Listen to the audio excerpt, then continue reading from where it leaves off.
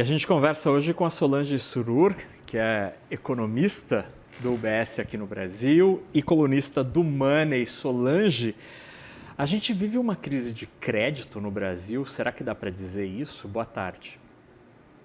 Boa tarde, Naka, tudo bem?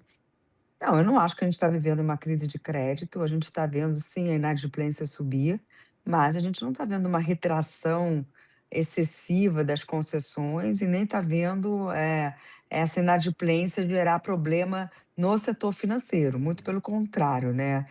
Os resultados dos bancos, por enquanto, muito positivos. Então, setorialmente, você pode ter algum espectro da população mais inadimplente e causando algum tipo de problema, mas não é longe da gente estar vivendo uma crise de crédito.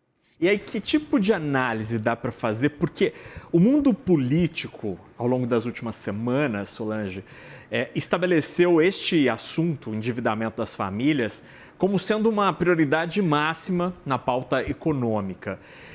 É um problema muito localizado em segmentos e setores da nossa sociedade, tanto do lado do tomador como do credor. São problemas muito específicos. Qual que é a racionalidade por trás deste alerta do governo, na tua opinião?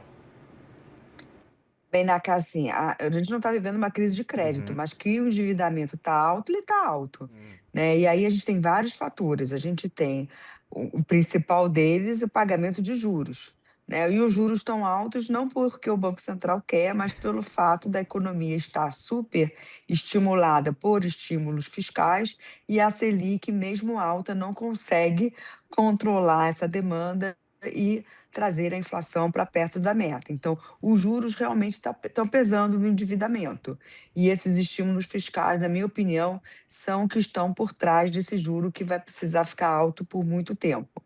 E aí, o meio político traz essa pauta, porque quando você pega as pesquisas, né, que estão tratando de eleição, mas pergunta para o eleitor qual é o seu maior problema, o que, que você acha que mais afeta a sua condição de vida, é o endividamento. O endividamento aparece claramente, obviamente que junto com segurança pública, mas como um problema que está deixando os eleitores insatisfeitos, né? E aí, em ano eleitoral, esse seria o ataque do setor político para tentar trazer boas notícias e algum alívio esse ano ainda, para o bolso dos endividados. E se a gente pensa nessa possibilidade de alívio, é, acende aquela luzinha de que, olha, talvez o governo então anuncie novas iniciativas que podem ter impacto nas contas públicas.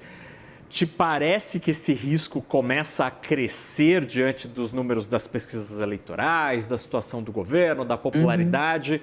Será que o governo vai querer usar dinheiro público para tentar agradar o eleitorado? Na verdade já estão usando, né, É porque bom, nesse sim. Desenrola 2.0, uma parte importante das garantias vem dos fundos, que fazem parte, né, não estão no orçamento, mas são fundos públicos, que poderiam ter sido utilizados para pagar dívida doméstica, dívida pública, e o Tesouro também vai injetar mais dinheiro nesses fundos. O que que, significa esse alívio? Esse alívio é completamente temporário para o bolso dos consumidores endividados, porque à medida que, esses programas Desenrola e outros afetam a dinâmica da dívida pública, né, isso significa que os juros de mercado vão ficar mais altos ainda. E aí o consumidor que teve esse alívio vai pegar uma nova dívida a um juro mais alto ainda. Então você entra num ciclo vicioso, onde o governo cria um programa que reestrutura a dívida das pessoas, mas a um custo de uma nova dívida mais alta, porque não adianta, a taxa de juros de mercado livre não é controlada por nenhum tipo de programa público, né? E como todos esses programas estão usando, de alguma forma, dinheiro público que está sendo deixado de entrar para ter essa dívida, a nova dívida só vai ser mais cara e vai atrapalhar ainda mais a vida de quem não está nesses desenrolas tudo. Então eu acho que a gente está enxugando o gelo, criando uma bola de neve, não só enxugando, mas criando uma bola de neve, e não permitindo que o juro estrutural da economia caia, né. Afinal de contas, se a Selic está alta, é com o objetivo de desestimular a demanda. E aí a gente está estimulando mais ainda a demanda e criando essa, piora na trajetória da dívida. Tudo isso é muito ruim para o juro de médio e longo prazo no Brasil. Solange, quando a gente tem momentos em que... Ontem, aqui na CNN, o presidente da Febraban, Isaac Sidney, reconheceu que houve um choque de oferta no crédito, especialmente instituições tecnológicas que teriam talvez exagerado na oferta de crédito ao consumidor de menor renda, especialmente depois da pandemia.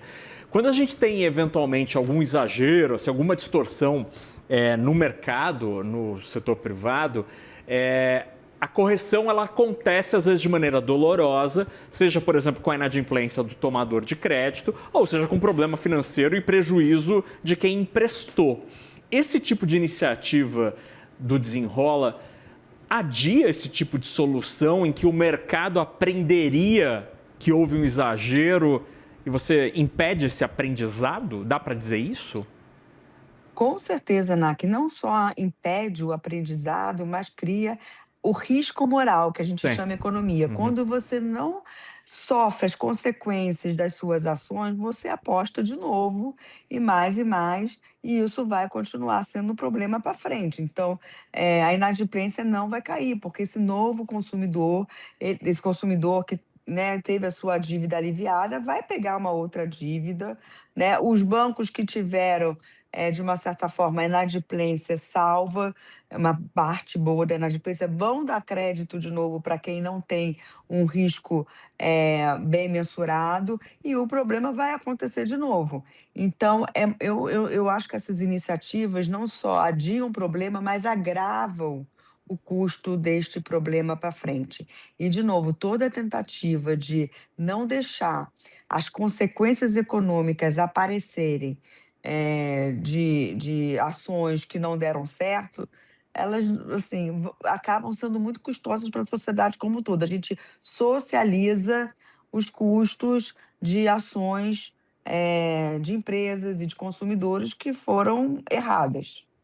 Solange Surur, diretora de macroeconomia para o Brasil no BS Global Wealth Management e colunista aqui do Money.